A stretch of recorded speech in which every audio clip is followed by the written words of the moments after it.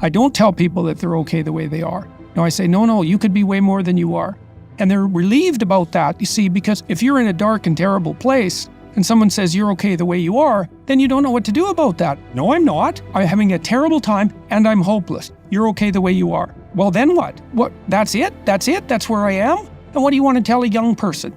You're 17. You're okay the way you are. It's like, no, you're not. You got 60 years to be better. And you could be way better. You could be incomparably better across multiple dimensions. And in pursuing that better, that's where you'll find the meaning in your life. And that will give you the antidote to the suffering. Even if things are going really well for you now, there's going to be a time in the future where things are rough. You know, you're going to be ill. Family member's going to be ill. A dream is going to fall apart. You're going to be uncertain about your employment status. Like the flood is coming, right? The apocalypse is coming. It's always the case in life. And you have to be prepared for it. And the question is how to prepare for it. And the answer to that is to find a way of being that works even under the direst of circumstances. That's the issue. It's like, okay, what have you got under those circumstances?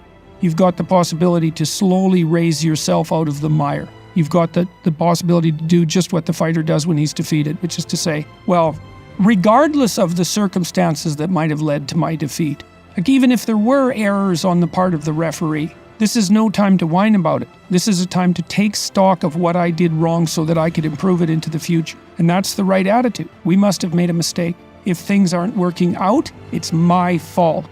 The point is your best strategic position is, how am I insufficient and how can I rectify that? That's what you've got. And the thing is, you are insufficient and you could rectify it. Both of those are within your grasp. You need some reason to get the hell out of bed on a terrible day.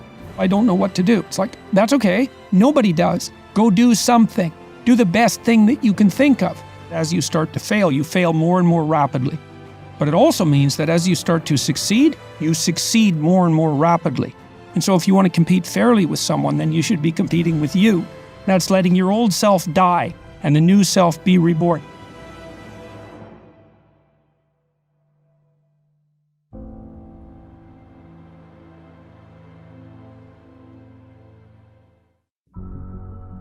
Compare yourself to who you were yesterday, not to who someone else is today. You need to have a hierarchy of improvement. You need to be aiming for something. And that means you're going to be lesser than people who've already attained along that dimension. And that can give rise to envy.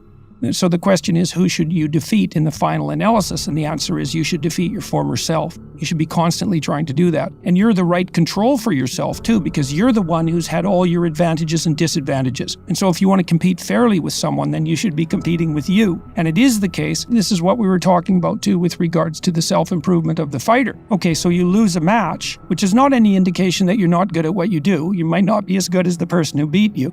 But if you lose the match and then whine, what you've done is sacrifice the higher order principle of constant improvement of your own skills. Because you should be analyzing the loss and saying, the reason I lost, insofar as it's relevant to this particular time and place, is the insufficiencies I manifested that defeated me.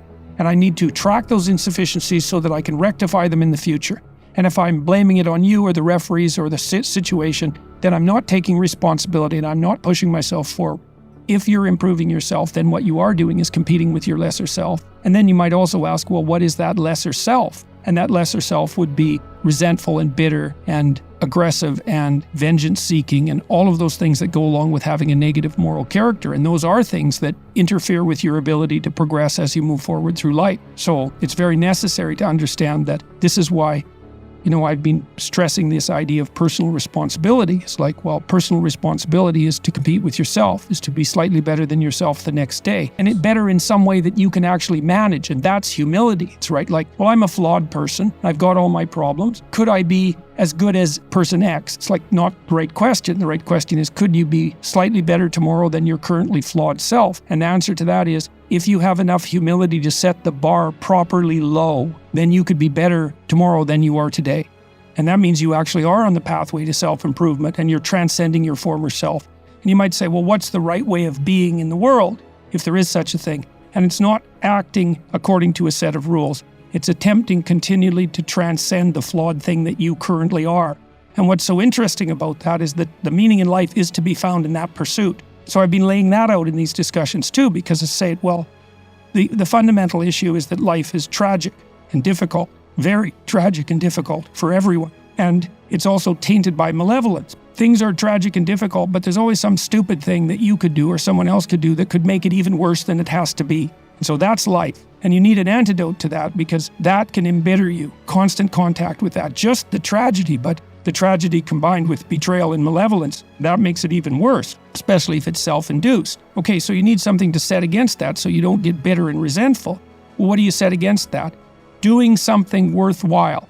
By your own definition, say, you need some reason to get the hell out of bed on a terrible day because you've got something good to do. Well, what's the best thing you can do? Transcend your current wretched and miserable self. There's meaning to be found in that, and that's a meaning that's associated with responsibility. One of the things that I've been trying to lay out clearly is that life is hard.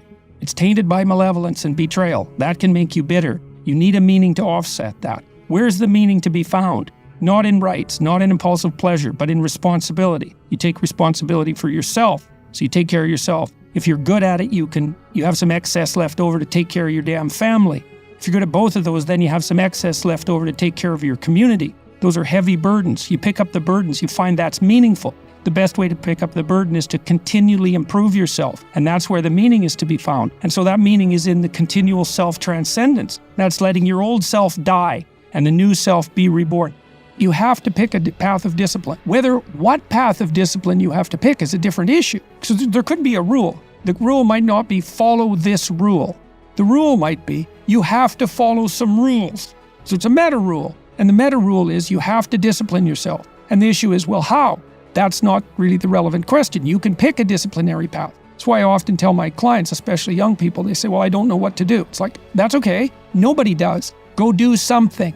Do the best thing that you can think of. Put the best plan you have into practice. It's not going to be perfect, and it will change along the way, but it will change partly because you become disciplined pursuing the path, and as you become disciplined, you become wiser, and as you become wiser, you become able to formulate better and better plans. So you can start vaguely and confused and develop a plan that's not so great, and you start to implement it, and then you accrue incremental wisdom as you implement your flawed plan, and that enables you to fix the plan. And so that's part of that process of incremental self-improvement as well.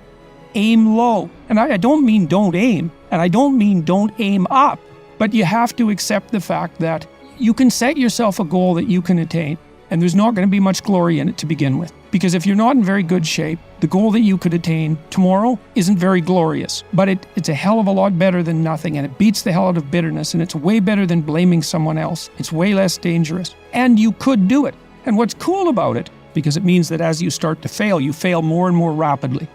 But it also means that as you start to succeed, you succeed more and more rapidly. And so you take an incremental step and, well, now you can lift 55 pounds instead of 52.5 pounds. You think, well, what the hell is that? It's like, it's one step on a very long journey, and it starts to compound on you. So a small step today puts you in a position to take a slightly bigger step the next day, and then that puts you in a position to take a slightly bigger step the next day. And you do that for 2 or 3 years, man, you're starting to stride. I don't know how many people have come and told me. It's so strange. They said, well, I started making my bed and that made all the difference. It's like, well, yeah, you decided to aim up, man. And the first concrete instantiation of that was that you made your bed. And you think, well, that's nothing heroic. It's like, no, but aiming up is heroic. That's something. And then lowering yourself to the point where you're not above the mess in your room. You know, you're not superordinate to that. You lower yourself so that you straighten up. You're grateful for what you have right in front of you, and you take care of it and you put it in order. It's like all of a sudden things start to get better. Well, it means that it's going to affect how you make decisions in your life. Well, why does it matter how you make decisions in your life? Because if you make so stupid decisions, you're going to increase the sum total of suffering a lot.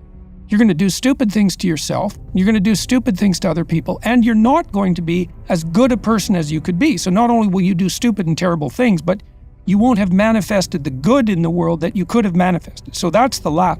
I mean, imagine you only have $100,000 to go buy a house. And so you go look at this house and it's like, Jesus, this house, man, it's like, it needs a lot of work. It's like, well, that's all you've got. Well, are you going to pretend that the house is okay the way it is? Or are you going to look for where it's rotten and where the plumbing doesn't work and where the stove doesn't work? You have to go and look and see where everything needs to be fixed. That is harsh, man. And then in order to do that properly, someone has to have taught you, it's look, you aren't your problems. Well, you are. You're most fundamentally that which, if it confronts its problems, can solve them. And that's the hero myth in a nutshell, by the way. The hero is the person who confronts horrible, chaotic potential and tames it and makes something of it. That's the fundamental human story. But the problem is that you have to face what you don't want to face in order to fix it. So you look at all the things about yourself that need to be burned off, that need to be dispensed with. And that, man, especially at the beginning, especially if you're screwed up, that may be like 95% of you just has to go up in flames. And it's painful. Even some of that stuff that you have to burn off doesn't want to die.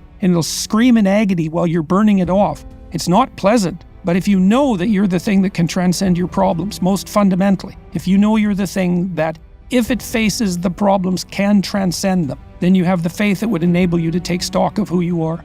Okay, so we already decided that incremental self-improvement is the proper route. Okay, so how do you know when you're incrementally self-improving properly? And the answer is it's deeply engaging. It's deeply meaningful. And the reason for that is you're actually adapted neurologically to identify the pathway of maximal incremental improvement.